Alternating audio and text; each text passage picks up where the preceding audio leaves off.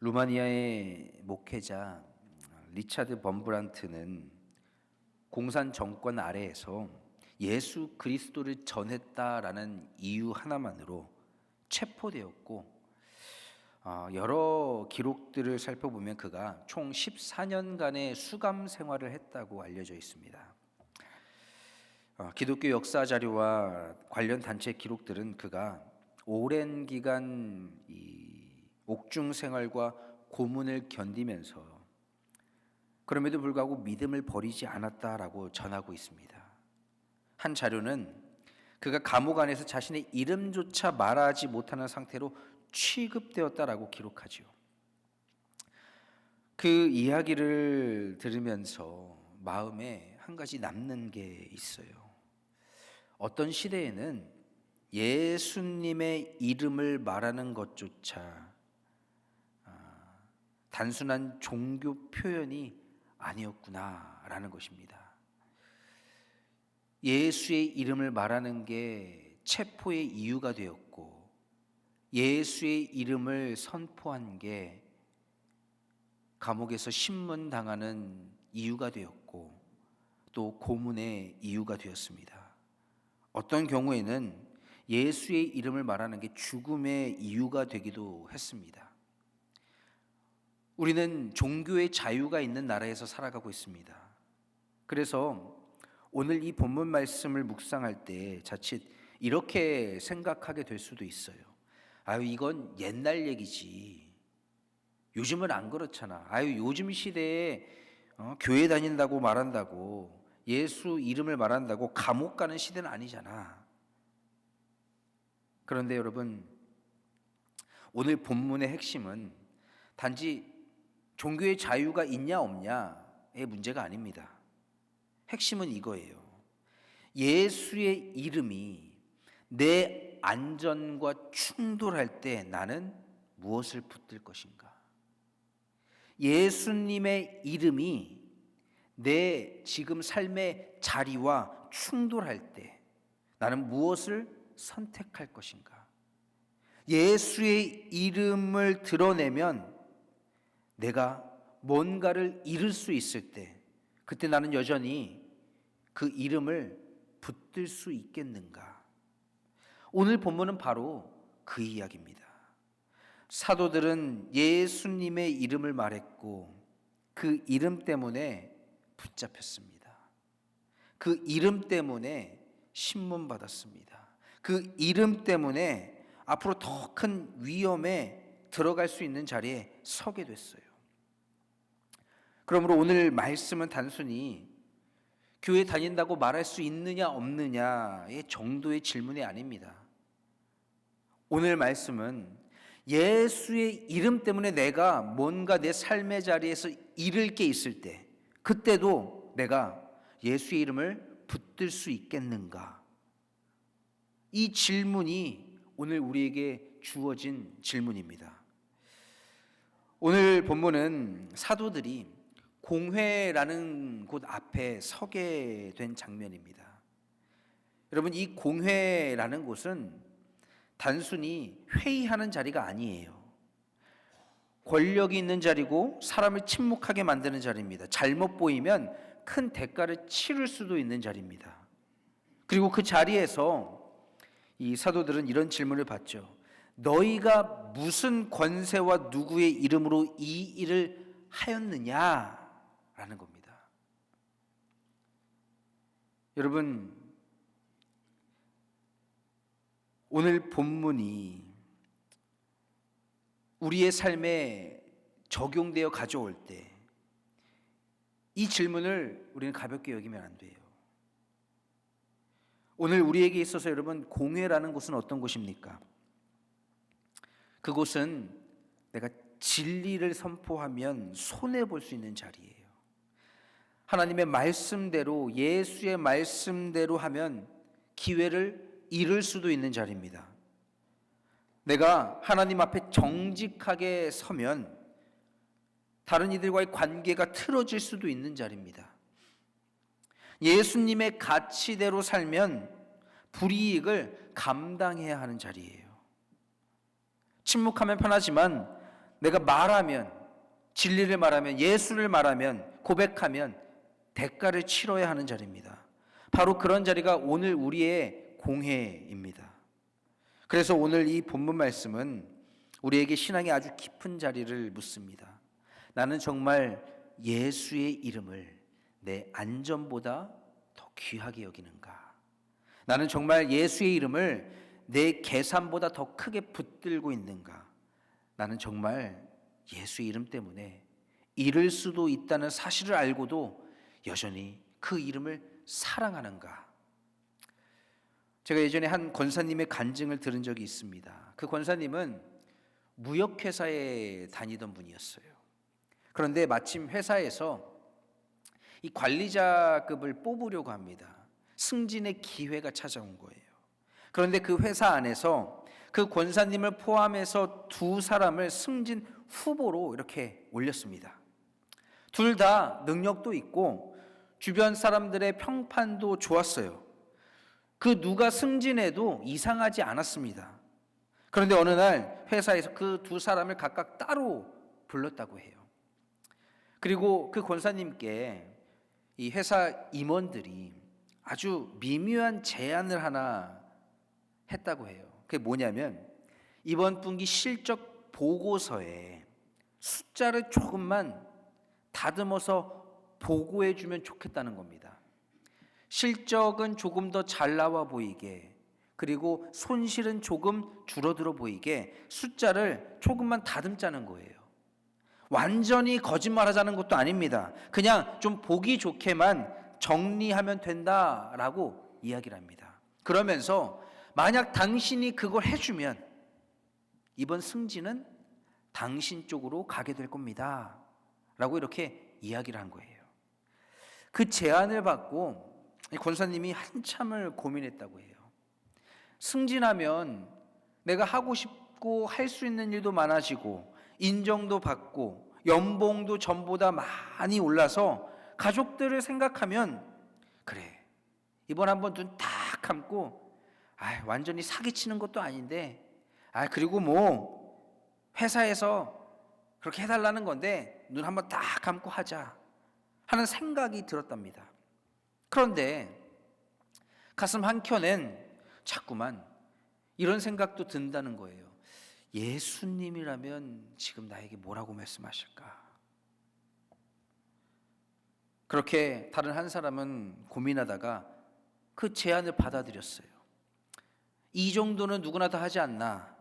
뭐 회사도 원하는데 여기서 괜히 원칙 지키다가 이 기회 놓치면 나만 바보 되는 거 아니야? 그렇게 생각하고 숫자를 손봤습니다. 그리고 임원들에게 그 보고서를 갖다 줘요. 그런데 이 권사님은 결국 끝까지 이 제안을 거절해요. 마음속으로 얼마나 흔들렸을까요? 관리자가 되면 진짜 지위도 높아지고 인정도 받고 또 실제로 돈도 많이 벌고 그 기회를 눈앞에 두고 거절하는 건 쉬운 일이 아니죠. 하지만 그 권사님이 이 임원들에게 가서 이야기하면서 이렇게 얘기했다고 해요. 제가 이걸 할 수는 없겠습니다. 그렇게 얻는 자리는 제가 가질 자리가 아닌 것 같습니다 라고 말이죠. 며칠이 지나고 나서 회사가 마침내 승진자를 발표해요. 그런데 놀랍게도 숫자를 고쳐서 보고한 사람이 아니라 끝까지 거절했던 그 권사님이 관리자로 승진하게 됐습니다. 이유를 나중에 알게 돼요. 회사가 진짜 보고 싶었던 건 이 관리자 자리에 가게 되면 앞으로 굉장히 유혹이 많을 텐데 능력이 아니라 이 유혹 앞에서 뭘 지킬 수 있는 사람인가? 자리보다 진실을 더 귀하게 여기는 사람인가? 손해를 감수하고서라도 원칙을 붙들 사람인가? 그걸 회사가 보고 싶었던 거라고 합니다. 여러분, 믿음도 그래요. 하나님은 우리가 그저 단순히 하나님 사랑합니다, 예수님 내가 예수님을 쫓겠습니다 이렇게 입술로만 말하는 걸 보는 게 아니라 예수의 이름 때문에 내가 무엇을 포기할 수 있는지를 보신다는 거예요. 말씀이 내 삶의 자리에서 내 이익과 내 계산과 충돌할 때, 그때 내가 무엇을 붙드는지가 바로 결국 그 사람을 드러내는 겁니다. 여러분, 오늘 이 베드로와 요한이 공회 앞에 서게 되는데 그들이 왜 공회 앞에 서게 되었습니까? 예루살렘 성전으로 올라가던 그 길에 태어나면서부터 걸을 수 없었던, 걸어본 적도 없었던 사람이 구걸하고 있었어요. 많은 사람들은 이 미문 앞에 앉아있는 이 구걸하는 안진뱅이 거지를 보면서 동정하듯 동전 몇 냥씩 던져줬습니다. 그런데 그때 또 마침 두 사람이 이 안진뱅이가 있는 자리를 지나쳐 가는, 가까이 다가오는 그걸 이 사람이 본 거예요. 발자국 소리를 듣고 발을 봤습니다. 그런데 당연히 그 두 사람에게 간절히 원하듯 손을 높이 들어서 동전을 동냥했어요.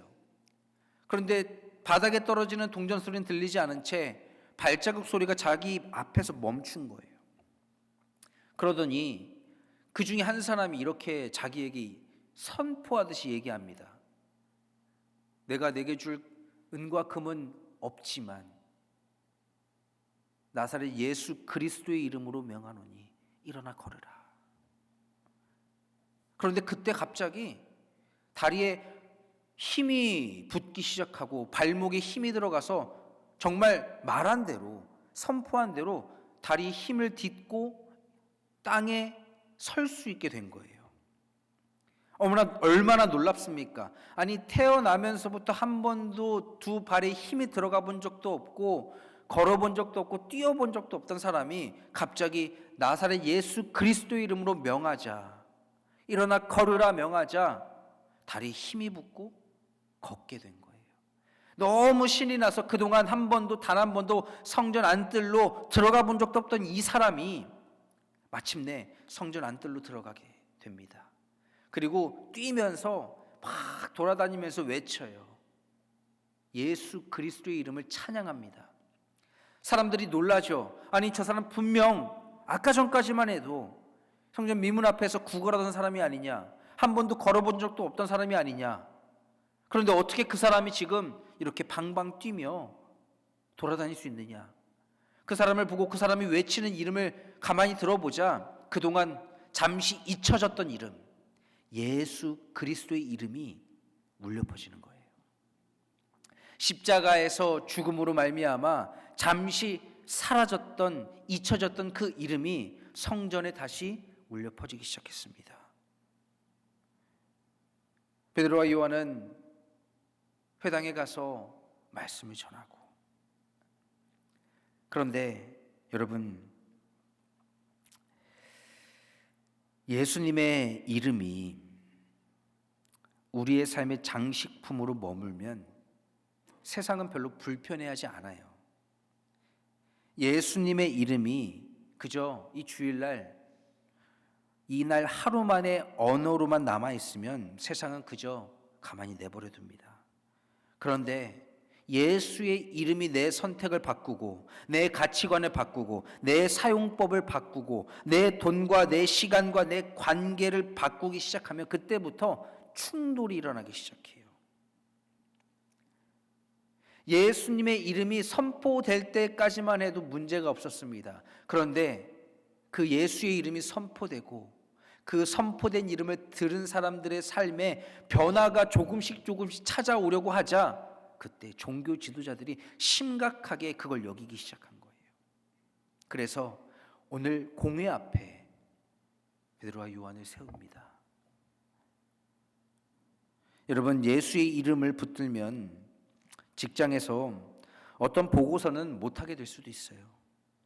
장사하시는 분들 가운데 예수의 이름을 붙들면 어떤 방식은 택하지 못하게 될 수도 있습니다. 관계 속에서 어떤 타협은 거절하게 될 수도 있어요. 가족 안에서도 모두가 원하지만 하나님이 원하지 않는 것을 붙들지 못하게 될 수도 있습니다. 그때 생명의 갈림길, 신문하는 그 자리에서 베드로와 요한은, 사도들은 이렇게 선언해요. 12절 말씀에 다른 이로서는 구원을 받을 수 없나니 천하 사람 중에 구원을 받을 만한 다른 이름을 우리에게 주신 일이 없음이라. 여기서 베드로는 아주 위험한 말을 하고 있는 거예요. 단지 난 예수가 좋습니다 라고 말한 게 아닙니다. 그는 이렇게 선언한 거예요. 다른 이름은 없다. 오직 예수의 이름뿐이다. 근데 여러분, 이게 왜 위험할까요? 세상은 늘 여러 이름을 허락해요. 여러 가능성, 여러 길, 여러 진리, 여러 기준을 말하는 것은 허락합니다. 그러나 오직 하나만 말하는 건 불편해해요. 왜냐하면 오직 예수라는 이 선언은 다른 모든 이름을 상대화하기 때문입니다. 돈도 아니고 권력도 아니고 성공도 아니고 체면도 아니고 가문도 아니고 실력도 아니고 평판도 아니고 오직 예수의 이름만이 너를 구원한다는 말이 되기 때문에 그래요. 그런데 여러분, 이건 우리의 삶의 선언이 돼야 됩니다. 우리가 아플 때에도 예수의 이름으로, 우리가 두려움 가운데 머물 때에도 예수의 이름으로, 우리가 낙심할 때에도 예수의 이름으로, 죄와 싸울 때도 예수의 이름으로, 죽음 앞에서도 예수의 이름으로. 그런데 우리는 종종 입으로는 오직 예수를 말하면서도 삶으로는 다른 이름들을 더 크게 의지해요. 누구는 돈을 더 크게 의지하고, 돈만 있으면 다 해결될 것 같아서 돈을 의지하고, 어떤 사람은 다른 사람의 이름을 붙듭니다. 그 사람이 내 문제를 해결해 줄 수 있을 것 같아서. 그러나 베드로는 오늘 분명하게 선을 그어요. 구원 받을 만한 다른 이름이 없다.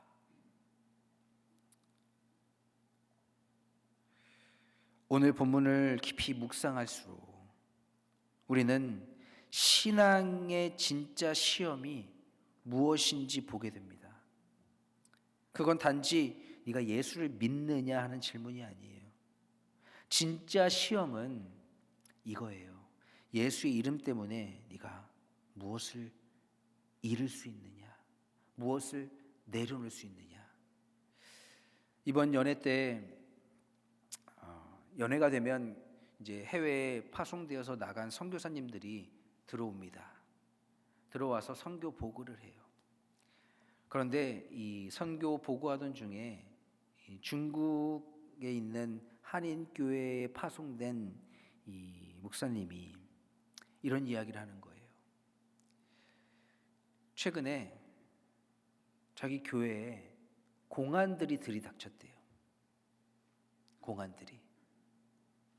그래서 신문 받고 한 번 더 교회 모이면 큰일 날 줄 알아라 협박하고 그렇게 갔답니다. 근데 나중에 얘기를 들어보니까 주변에 있던 다른 교회가 신고한 거예요. 우리 교회보다 많이 모이니까, 이 교회에 사람이 가니까 신고를 했다랍니다. 그래서 그럼 지금 어떻게 지내시냐? 제가 이제 같이 커피 한잔 할 시간이 있어서 커피 한잔 하면서 어떻게 지내시냐 물었습니다. 요즘은 가정마다 개별적으로 제가 방문해서 예배도 드리고 기도도 하고 말씀도 나눕니다. 얼마나 무서울까요? 얼마나 두려울까요? 그럼에도 불구하고 하나님이 내게 맡기신 사명을, 그 사역을 내려놓을 수가 없어서 계속해서 사역을 감당하고 계신 거예요. 정말 그 목사님의 이야기를 들으면서 너무 돕고 싶다. 얼마나 지금 힘드실까? 교회가 함께 모이지도 못하고 생활도 얼마나 힘들까? 막 그런 마음이 너무 드는 거예요. 여러분, 우리 모두 각자 내가 주님 내가 믿습니다라는 그런 말은 때론 쉬울 수 있어요. 중요한 건 그냥 단순히 내가 주님 믿습니다라는 말 말고 주님을 믿기 때문에 내가 무엇까지 잃을 각오가 되어 있느냐 하는 그 질문이 바로 오늘 말씀이에요. 그 목사님 보면서 제가 너무 부끄러운 거예요. 이야, 정말 생명을 담보로 그 사명 감당하는데 나는 그럴 수 있을까? 이 사명 감당하는 분을 위해 그러면 내가 뭘 할 수 있을까?